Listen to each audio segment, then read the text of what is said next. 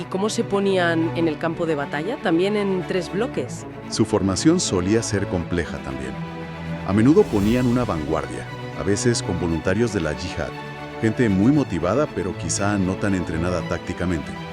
Luego un cuerpo central muy fuerte, con la mejor infantería y la caballería pesada. En las alas, la caballería ligera, lista para intentar rodear al enemigo o hacer el tornafui. Y detrás, una retaguardia donde se ponía el califa con su guardia personal. ¿Y esa retaguardia se fortificaba? Sí, a menudo montaban un palenque, como una valla de madera o estacas. Y hay crónicas que cuentan algo muy llamativo, que la guardia personal del califa, que eran esclavos negros, se ataban las piernas con cadenas, como símbolo de que no iban a retroceder, de que lucharían hasta el final. Una imagen potente, sí. Bueno, pues llega el día clave, lunes 16 de julio de 1212. Los cristianos se colocan al pie de la mesa del rey. Se organizan, como solían, 3 grandes cuerpos. El del centro lo manda Alfonso VIII de Castilla, el de la izquierda, Pedro II de Aragón, y el de la derecha, Sancho VII de Navarra. Y cada uno de estos, a su vez, tenía su vanguardia, su centro y su retaguardia donde estaban los reyes con las reservas. Y enfrente, arriba, en el Cerro de los Olivares, los almohades. Exacto, aprovechando que estaban más altos. Detrás, protegido por el palenque, al-Nasir con su guardia. Delante, el núcleo duro del ejército, la caballería pesada almohade y andalusí, la infantería buena. Y más adelante, o en los flancos, ahí las fuentes no se ponen del todo de acuerdo, la caballería ligera árabe, preparada para empezar a incordiar y lanzar el tornafui. Empieza la batalla. Los cristianos tienen que subir la cuesta. Eso debió costar lo suyo, con el calor de julio. Un esfuerzo enorme, sí. Las vanguardias cristianas de los 3 bloques cargan primero, van contra el centro almohade. El choque es brutal. Pero el centro musulmán, que era fuerte, aguanta el primer golpe. Vale. Entonces entran los centros cristianos. La lucha se pone aún más dura. Es el momento de máxima tensión. Los almohades aguantan, resisten. Ahí la cosa parece que está igualada, ¿no? O incluso con ventaja para los almohades, que defienden desde arriba. Es el momento crítico, sí señor. Y ahí es cuando entra la reserva cristiana, la retaguardia donde estaban los reyes. Una parte de esa reserva, seguramente con Alfonso VIII al frente, carga con todo lo que tiene. Y esa carga, esa sí consigue romper por fin la resistencia del centro almohade. Ahí se decide la batalla. Y mientras el centro se viene abajo, ¿qué pasa con el campamento del califa, con el palenque? Pues el resto de la reserva cristiana, algunas crónicas dicen que fueron sobre todo los navarros de Sancho el Fuerte, ataca directamente el palenque. Ahí la lucha es feroz también, pero al final los cristianos consiguen entrar. ¿Y el califa? Al-Nasir ve que su centro está roto, que le están asaltando el campamento. Comprende que ha perdido y sale huyendo a toda velocidad. Y claro, cuando el jefe huye, Pues ya es la desbandada general. una victoria clarísima para los cristianos. Pero vamos a analizarlo un poco más. ¿Por qué falló el plan almohade esta vez? Pues parece que fueron varias cosas. Primero, lo de la caballería ligera y el tornafui. Intentaron hacerlo al principio, parece, pero los cristianos no picaron. No se desordenaron persiguiéndoles. Vieron la formación, la cohesión. No se lanzaron a lo loco. Quizás aprendieron la lección de Alarcos, o simplemente los jefes impusieron mucha disciplina. El caso es que el tornafollo no funcionó. ¿Qué más? La vanguardia musulmana, la de los voluntarios, bueno, parece que fue arrollada bastante rápido.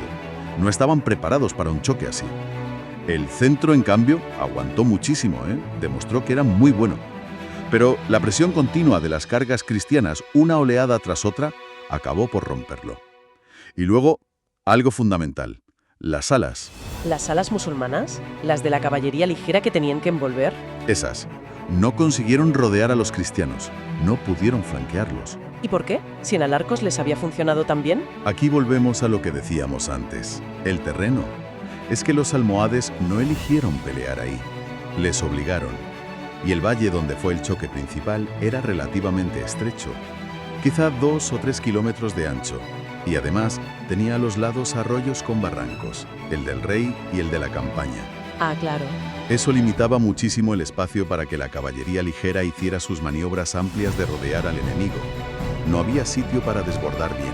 O sea que el terreno, que al principio parecía bueno por estar más altos, al final les perjudicó porque no les dejaba usar su mejor táctica. Exacto. y además es que el ejército cristiano era muy grande y estaba muy bien puesto, con alas muy fuertes mandadas por los reyes de Aragón y Navarra. Era muy difícil rodear a un ejército así en ese sitio. Así que yo diría que la clave número 1 fue esa combinación. La disciplina cristiana para mantener la formación y cargar por oleadas, y un terreno que anuló la gran ventaja almohade, que era la maniobra de su caballería ligera. Y a veces se habla de problemas internos en el bando almohade, ¿no? Indisciplina o que no estaban muy unidos. Sí, algunos cronistas musulmanes, pero posteriores, hablan de eso, de rivalidades, de que la gente de Al-Ándalus no estaba contenta con los almohades, incluso de traiciones. A ver, es difícil saber cuánto hay de verdad o si son, excusas para explicar la derrota después. Las fuentes cristianas de la época no dicen nada de eso. Y los análisis militares de ahora suelen darle más peso a lo táctico y al terreno. Pero no se puede descartar del todo que en un ejército tan grande y tan variado hubiera, problemas de cohesión. Bueno, la batalla acaba. Victoria cristiana total. Pero la cosa no termina ahí, ¿no? Siguen avanzando. Sí, claro. Aprovechan el éxito, siguen hacia el sur y toman rápido las fortalezas que quedaban controlando los pasos de la sierra. Vilches, Ferral, Baños de la Encina, Tolosa. Así se aseguran bien esa zona. Y luego siguen más al sur, hacia el corazón de Andalucía. Destruyen la ciudad de Baeza y luego van a Úbeda. La asedian, la saquean. Consiguen un botín enorme. Pero la campaña no siguió mucho más tiempo, ¿verdad? No. A pesar de la victoria, el esfuerzo había sido tremendo. El calor, el cansancio, empezaron a aparecer enfermedades en el ejército. Así que, poco más de un mes después de haber salido de Toledo, decidieron que ya estaba bien y se dieron la vuelta.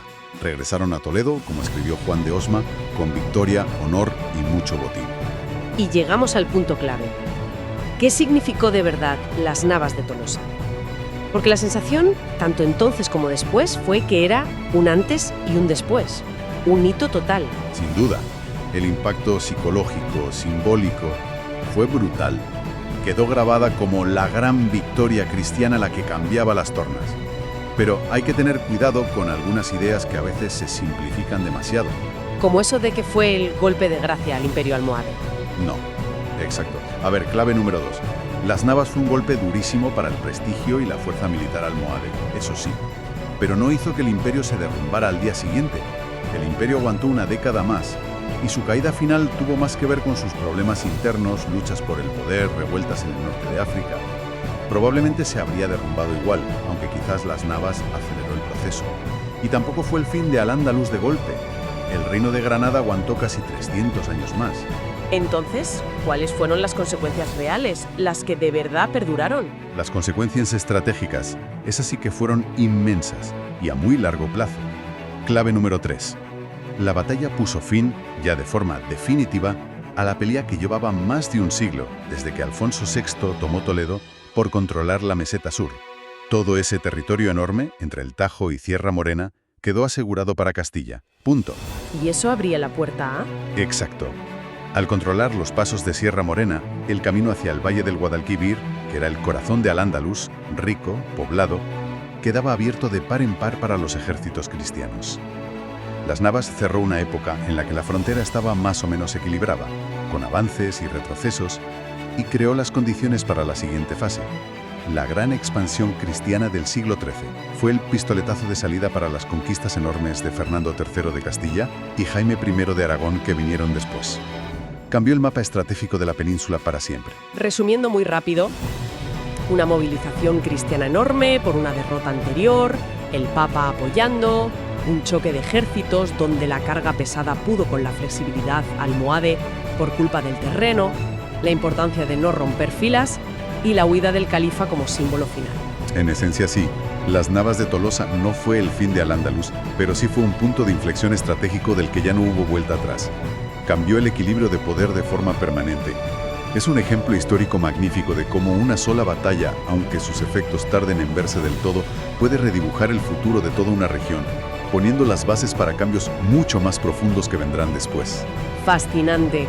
Pues muchísimas gracias por guiarnos en este análisis tan detallado de un día que, cambió la historia de la península. Ha sido un placer. Es que es un episodio lleno de matices, de lecciones sobre estrategia, política y el factor humano, claro. Y nos despedimos con una última idea. La historia siempre recuerda a los reyes, a los generales, las grandes estrategias. Pero esta batalla estuvo a punto de no pasar o de ser una derrota cristiana si no llega a ser por un pastor anónimo que sabía dónde estaba un sendero escondido. Y nos quedamos pensando, ¿cuántas veces habrá pasado eso en la historia? ¿Cuántas veces el destino habrá dependido de factores así imprevistos, de gente normal y corriente, cuyas acciones, aunque no salgan en los libros, fueron absolutamente decisivas? ¿Cuántos otros pastores desconocidos habrán cambiado el mundo sin que ni nos enteremos? Ahí lo dejamos.